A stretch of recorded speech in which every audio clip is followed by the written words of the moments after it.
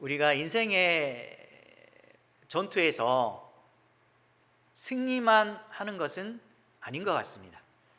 어떤 일을 준비해서 꾸준히 계획하고 좋은 과정을 통해서 마지막까지 좋은 열매를 맺기도 하는데, 때로는 우리의 삶의 과정이 어긋나서 실패한 인생을 살기도 합니다. 실패를 맛봤을 때 상당히 마음이 쓰라리고 고통스러움을 우리가 느낍니다. 젊은 어린이로부터 시작해서 나이를 드신 분들에 이르기까지 여러 가지 일로 상처를 받기도 하고 실패로 인하여 마음 아픈 일을 한 번쯤은 다 겪어봤을 것입니다. 잘 됐으면 좋겠는데 잘 되지 않는 이런 인생의 삶, 전투 같은 이런 인생에서 우리가 왜 이렇게 실패하고 또한 우리의 뜻대로 되지 않았을까요? 어찌 보면 우리가 뚜렷한 목표 의식을 실천하지 못했기 때문에 그럴 수도 있습니다. 계획은 아주 장황하게 세워놓고는 실질적으로 그 목표에 대해서 끝까지 실천하지 않는 부족한 부분을 우리가 발견하게 됩니다. 그리고 자기 관리를 소홀히 해서 실패하기도 합니다. 시간도 잘 투자해야 되는데 시간이 맞지 않기도 하고, 물질이 생각보다 많이 들어서 실패하기도 하고, 또한 너무 열심히 하다 보니까 건강을 잃기도 해서 오히려 좋은 열매를 맺지 못하는 것입니다.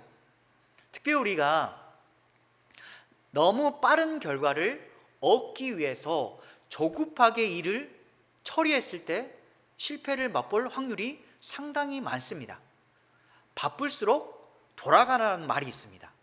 우리는 바쁘면 바쁠수록 긴장하고 빨리빨리 해결하려는 그런 생각이 있는데, 우리는 마음을 천천히 다지고 그리고 겸손한 마음으로 다시 한번 뒤를 돌아보면서 새로운 마음가짐으로 시도해야 되는데, 그럴 만한 여유가 없기 때문에 실패를 맛보기도 하는 것입니다. 우리가 마음대로 되지 않았을 때, 실패의 자리에 있었을 때 우리가 원하는 것은 당연히 실패를 극복하고 회복하는 인생을 살고 싶은 게 우리의 마음입니다. 여러분이 시험을 봤을 때 점수를 잘 맞지 않았을 때 마음에 아픔이 있었을 것입니다. 그래서 왜 내가 이걸 틀렸지 다시 한번 생각해보고 그것에 대한 올바른 방법을 터득한 후에 다음번에 시험을 봤을 때 좋은 결과를 얻을 수 있는데, 너무 어렵다고 해서 그냥 조급하게 넘어가고 천천히 해야 되는데 오히려 급하게 서둘렀을 때 다음번에도 또 그것을 놓치는 실수를 발견하게 됩니다. 우리는 항상 이전에 했던 일에 대한 교훈을 생각해보고 다시 한번 나의 약점을 살펴보고 그것을 교훈 삼아서 새로운 방법으로 시도해 봐야 되는데, 그렇지 못한 것으로 인해서 우리가 실패를 맛보고 있는 것입니다. 그렇다면 오늘 말씀에 전쟁을 치르는 이스라엘 백성들이 실패를 맛보게 되는데, 승리의 길로 가려면 어떻게 해야 될지 말씀을 통해서 나눠보도록 하겠습니다. 이전에 전쟁을 치른 이스라엘 백성들이 있었습니다. 가장 최초의 가나안 땅에 왔을 때 치른 전쟁이 바로 여리고성 전투입니다. 이스라엘 백성들이 요단강을 건너서 엄청난 긴장감을 가지고 하나님을 온전히 의지하여서 요단강을 건넌 후에 가나안 땅에 있는 가나안 족속들과 싸움을 할 때에 그들이 오직 믿었던 분은 바로 하나님이었습니다. 그들의 힘과 능력이 아니라 이제 오직 하나님을 의지하여서 내 삶을 시작하리라, 이 땅에서 다시 하나님을 바라보고 출발하여서 하나님 원하시는 그 삶을 살아가리라고 굳게 다짐하고 그들이 인생을 시작하여서 첫 전투인 하나님의 힘에 의해서 승리한 그 여리고성 전투의 승리의 모습을 발견하게 됩니다. 어떻게 승리했을까요? 첫째 날은 여리고성을 한 바퀴 돌고, 여섯째 날까지도 마찬가지로 한 바퀴 돌다가 일곱째 날 마지막에는 여리고성을 6바퀴 돕니다. 총 13바퀴를 돌고 제사장이 양강 나팔을 불 때에 이스라엘 백성들이 와 하고 함성을 지르면 하나님의 놀라운 기적의 역사가 임할 거라고 이미 약속했는데, 하나님은 약속을 지켰을까요? 지키지 않았을까요? 하나님은 약속을 그대로 지키셨습니다. 함성을 지르자 그 요새와 같은 여리고성이 와르르 무너집니다. 그래야 해서 이스라엘 백성들이 무너진 성 안으로 들어가서 그것을 진멸하게 됩니다. 많은 것들을 취하기도 하는데, 하나님께서 이스라엘 백성에게 꼭 약속했던 게 있습니다. 그것은 조금 후에 살펴보도록 하겠습니다. 이렇게 하나님께서 이스라엘 백성을 위해서 대신 싸워주시고 승리를 주셨습니다. 이것을 우리는 이스라엘 백성들이 기억했던 것처럼 반드시 삶에서 기억해야 됩니다. 내가 인생을 살아가는 데 있어서 승리할 수 있는 요건은 누구에게 달려있다? 하나님께 달려있다는 그 사실을 우리는 깨달아야 됩니다. 근데 1절에 보면 오늘 말씀, 하나님이 진노하셨다라고 나옵니다. 왜 진노하셨을까요? 바로 해답이 나옵니다. 아간이 하나님의 명령을 어겼습니다. 어떤 명령이었냐면 진멸해야 할 물건의 일부를 탐내어서 숨기는 것입니다. 그렇다면 여리고성 전투에서 승리한 후에 하나님께서 명령하신 것은 무엇이었을까요? 여호수아 6장 18절에서 19절 말씀 함께 읽도록 하겠습니다. 너희는 온전히 바치고 그 바친 것 중에서 어떤 것이든지 취하여 너희가 이스라엘 진영으로 바치는 것이 되게 하여 고통을 당하게 되지 아니하도록 오직 너희는 그 바친 물건에 손대지 말라. 은금과 동철 기구들은 다 여호와께 구별될 것이니 그것을 여호와의 곳간에 드릴지니라 하니라.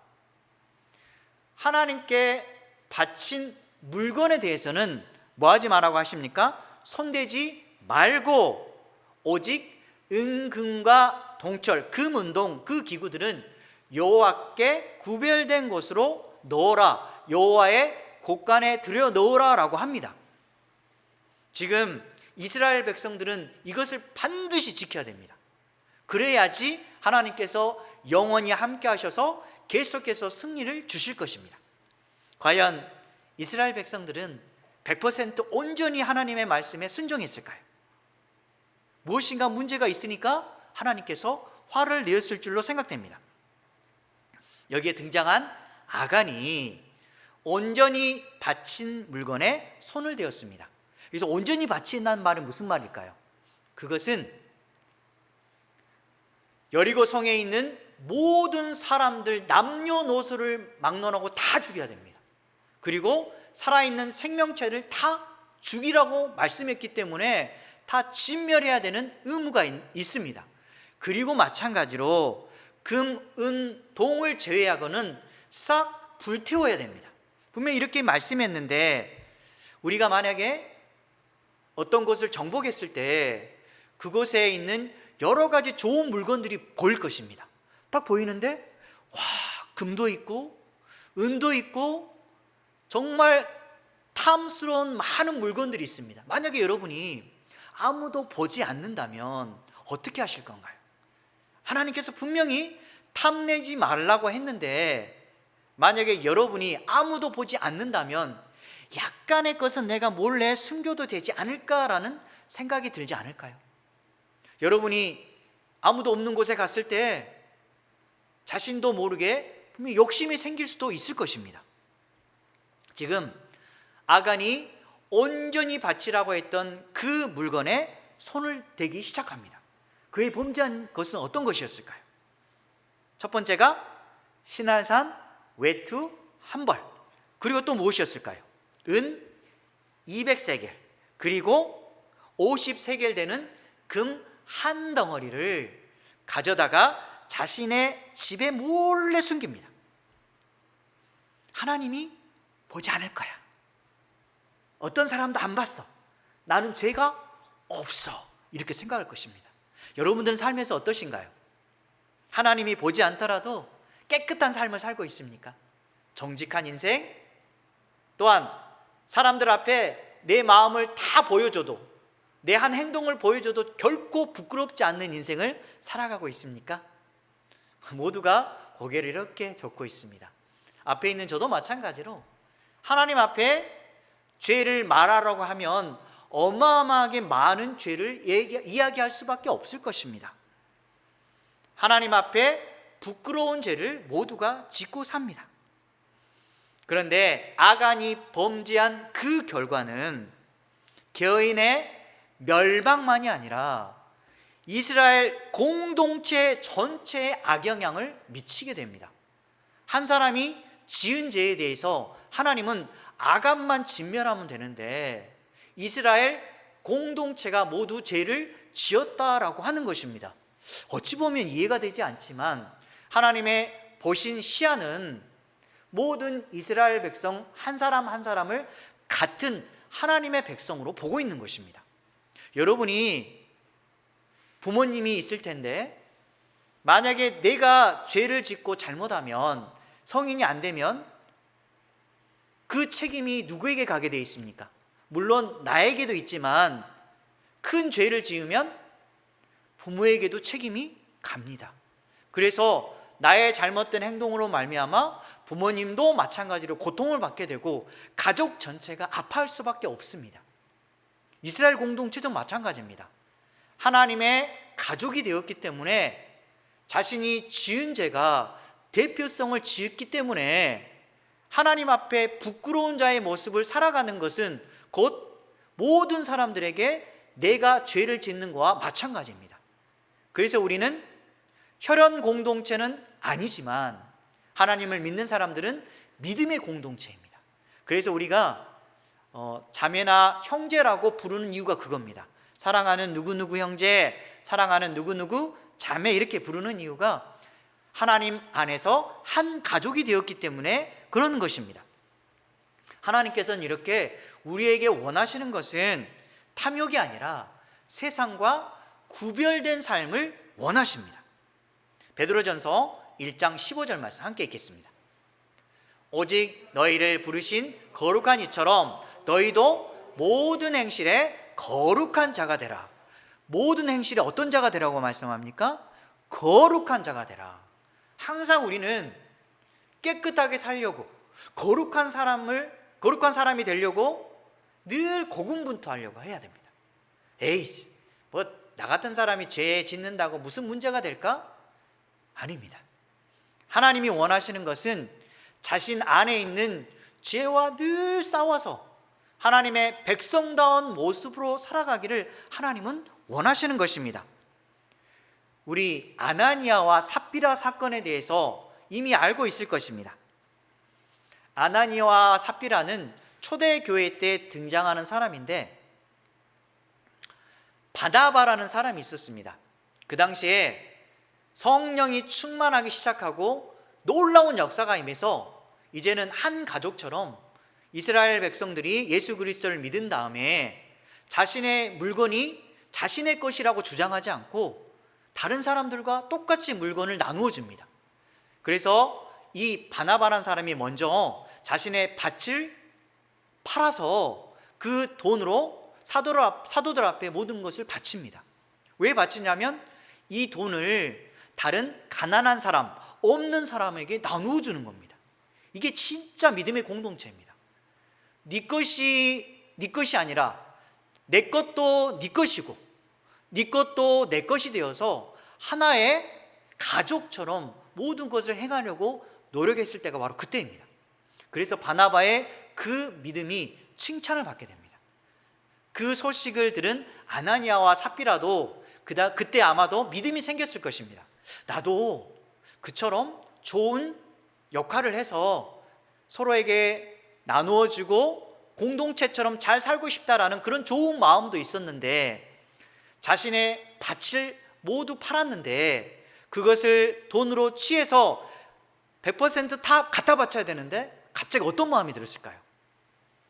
자신의 돈은 자기 거란 생각이 든 겁니다.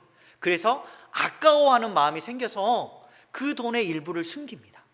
그리고 사도들 앞에 자신이 가졌던 그 돈들을 바칩니다. 그러면서 전부인 것처럼 가장합니다. 그들이 원했던 건 무엇이었을까요? 다른 사람들에게 인정받기를 원했습니다. 그래서 속였습니다. 그런데 그때의 들은 말이 있습니다. 그들이 칭찬받은 게 아니라 사도행전 5장 3절 한번 보시기 바랍니다. 함께 읽도록 하겠습니다. 베드로가 이르되 아나니아여 어찌하여 사탄이 내 마음에 가득하여 내가 성령을 속이고 땅값 얼마를 감추었느냐. 여기 보면 베드로가 성령이 충만하여서 아나니아의 악한 마음이 보이기 시작합니다. 그래서 아나니아 보고 어찌하여 네가 성령 하나님을 속이느냐 이렇게 말하는 것입니다. 오, 얼마나 두렵지 않습니까? 너무너무 두렵지 않습니까? 내 마음을 그대로 보여준다면 어떻게 될까요? 여러분이 순간순간마다 지은 죄가 있는데 여러분이 사람을 생각할 때 모두를 사랑하는 마음으로 대합니까? 오늘 아침에 나를 힘들어하는 사람이 있는데 그 사람을 볼 때 그 사람을 내가 사랑해야지, 그래도 내가 사랑하는 마음으로 품어야지, 사랑한다 이런 마음이 듭니까? 아니죠. 고개를 흔듭니다. 맞습니다. 밉습니다. 어떻게 나를 이렇게 대할 수가 있지? 나는 좋게 대했는데 왜 저런 말을 하지 하면서 굉장히 화가 납니다. 그런 사람들을 내가 사랑할 수 있을까요? 그 순간 내가 함께 있던 사람에게 아마 욕했을 것입니다.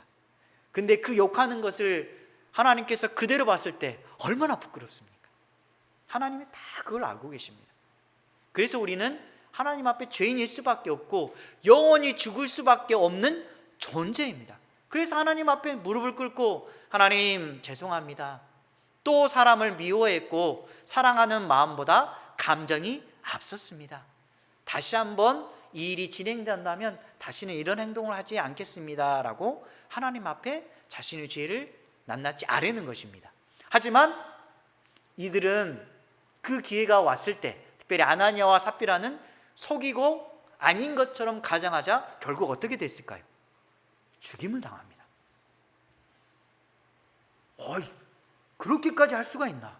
분명히 좋은 일을 하다가 했는데 좀 봐주시지 이런 생각이 드는데, 이때는 하나님께서는 가장 근본적이고 중요한 기초가 되기 때문에 큰 경고를 주시기 위해서 이런 놀라운 역사를 보여주시는 겁니다. 그게 우리에게 임할 수도 있습니다. 사랑이 많으신 하나님이신데 우리 어떤 죄를 지었을 때 큰 경고를 주시기도 하고 때로는 엄청난 심판을 하시기도 하는 겁니다. 우리가 항상 어떤 욕심이나 미워하는 감정이 들었을 때 그 마음을 물리치시고 거룩과 성결을 유지하려고 노력하시기 바랍니다.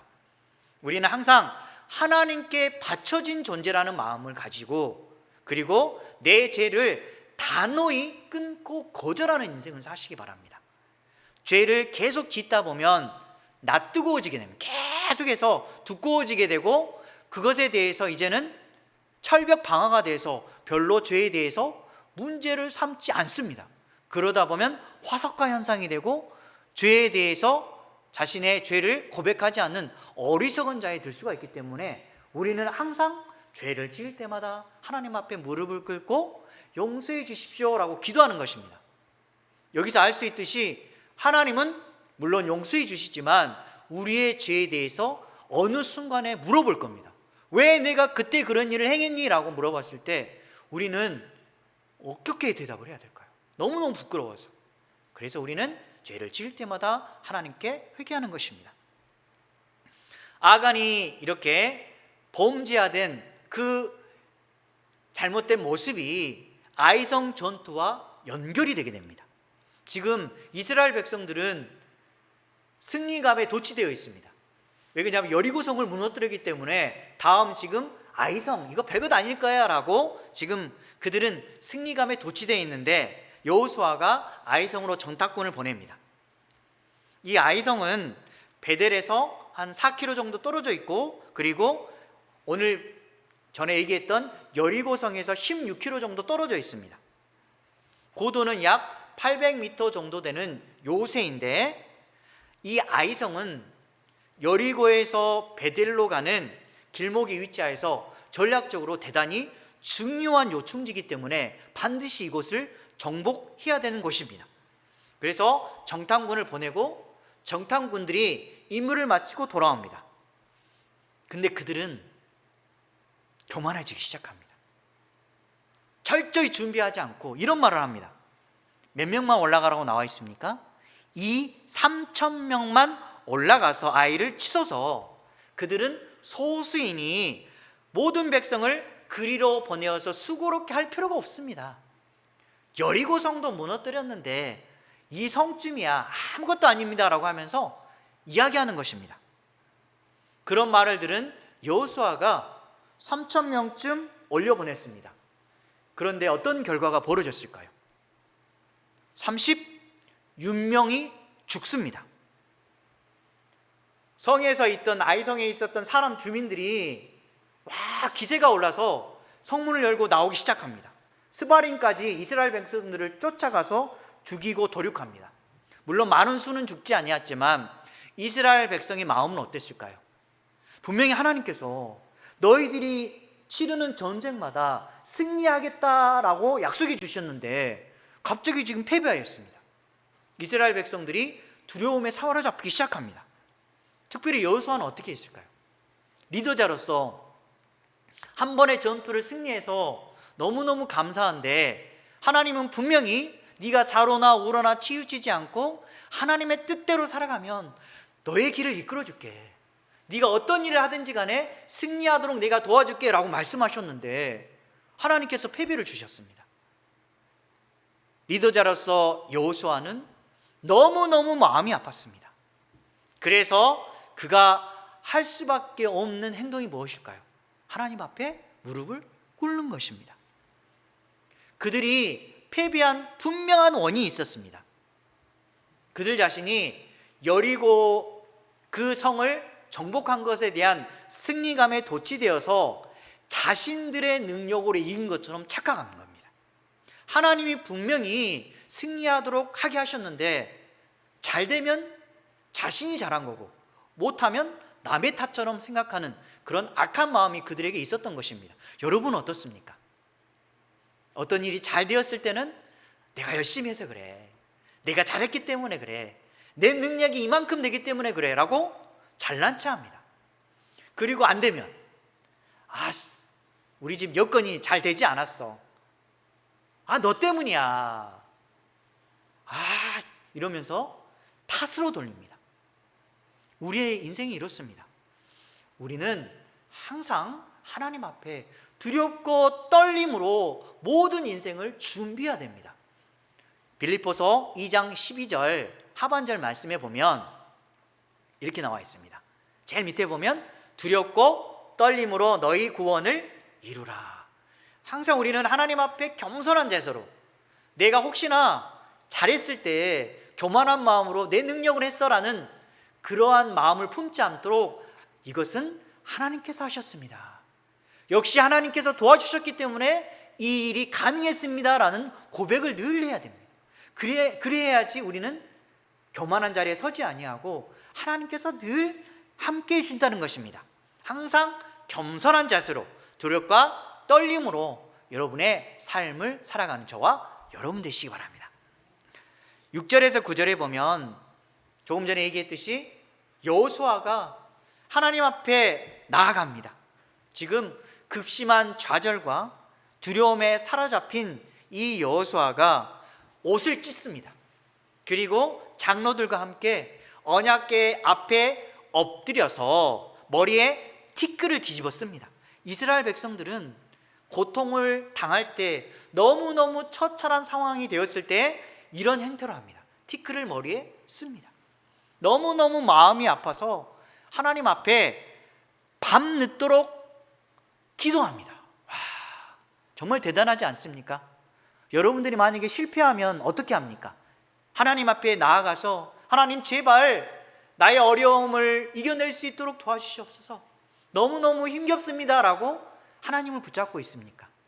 아니면 온갖 생각을 동원해서 인간적인 방법과 세상적인 상식을 동원해서 해결을 하려고 하고 있지 않습니까? 우리의 생각은 다 똑같습니다. 하나님을 의지하기보다 먼저 내 계산법대로 모든 것을 해결하려고 하는 그런 모습을 가지고 있는데, 여호수아는 하나님 앞에 먼저 무릎을 꿇었습니다. 그때 하나님은 어떻게 하셨을까요? 하나님께서 이렇게 말씀하십니다. 일어나라, 어찌하여 이렇게 엎드렸느냐라고 말씀하시면서 패배의 원인에 대해서 이야기합니다. 그리고 구체적인 해결책도 하나님이 말씀해 주십니다. 패배의 이유는 무엇이었을까요? 지금 아직 알고 있지 않습니다. 아간의 범죄인데 하나님은 뭐라고 말씀하시냐면 이스라엘의 범죄에 대해서 얘기합니다. 하나님의 언약을 어기고 온전히 바쳐야 될 그 물건에 손을 대었다, 내 물건에 도둑질했다라고 합니다. 너무 놀랍지 않습니까? 세상 물건에 도둑질했는데, 손댔는데 하나님은 내 물건에 도둑질했다라고 합니다. 여러분들 조심해야 될 게 뭐냐면, 하나님께 바쳐진 물건은 누구 것이다? 하나님 것이라는 생각을 꼭 가져야 됩니다. 내가 하나님께 11조를 준비했다, 하나님께 드릴 헌금을 준비했다 라고 한다면 이제 이후로는 내 것이 아니라 하나님의 것입니다. 그것에 손을 대는 순간 여호와의 물건에 도둑질한 사람이 되는 겁니다. 도둑질한 사람이 되는 겁니다. 여러분, 그런 생각을 가질 수 있을까요? 항상 그래서 우리는 두려워해야 됩니다. 그래서 그 해결책 3가지를 말합니다. 그것은 첫 번째로 백성을 거룩하게 하라고 합니다. 지금 하나님께서 잘못한 사람을 가려내기 위해서 방법을 찾게 되는데, 하나님이 함께하는 곳은 어떤 곳이어야 될까요? 깨끗해야 됩니다. 거룩해야 됩니다. 그래서 너희들은 너희 몸을 거룩하게 하라, 내가 너희들에게 찾아가겠다라는 약속입니다.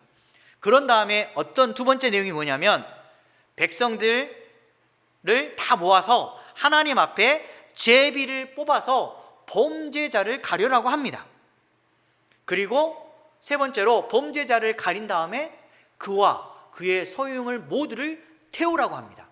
온전히 바치란 것처럼 모두를 다시 바치라는 것입니다. 이스라엘 백성들은 이제 하나님의 명령에 그대로 순종하여서 죄 지은 자를 분명하게 잡아내어서 죄값을 치르도록 해야 됩니다. 여러분에게는 어떻게 해야 될까요? 내가 만약에 하나님 앞에 범죄했다면 내 죄를 확실히 인식하고 내 죄를 하나님 앞에 아뢰야 됩니다. 여러분들 지금 많은 죄를 지었다는 생각이 들 겁니다. 부끄러운 죄. 그것을 어떻게 해야 될까요? 하나님 앞에 그대로 아뢰고 하나님 용서해 주십시오라고 늘 해야 됩니다. 숨기지 마시고. 하나님은 그래도 우리가 죄를 고백하면 그분은 미쁘시다, 우리의 죄를 다 용서해 주신다라고 약속해 주셨습니다. 만약에 그렇지 않는다면, 알고도 죄를 하나님 앞에 고백하지 않고 용서해 주십시오라고 하지 않는다면 그 결과는 어떻게 될까요? 비참하게 될 겁니다. 아간처럼 될 수도 있습니다. 그래서 우리는 항상 로마서 12장 2절 말씀처럼 우리의 인생은 거룩하고 구별된 인생을 살아야 됩니다. 로마서 12장 2절 말씀 함께 읽겠습니다.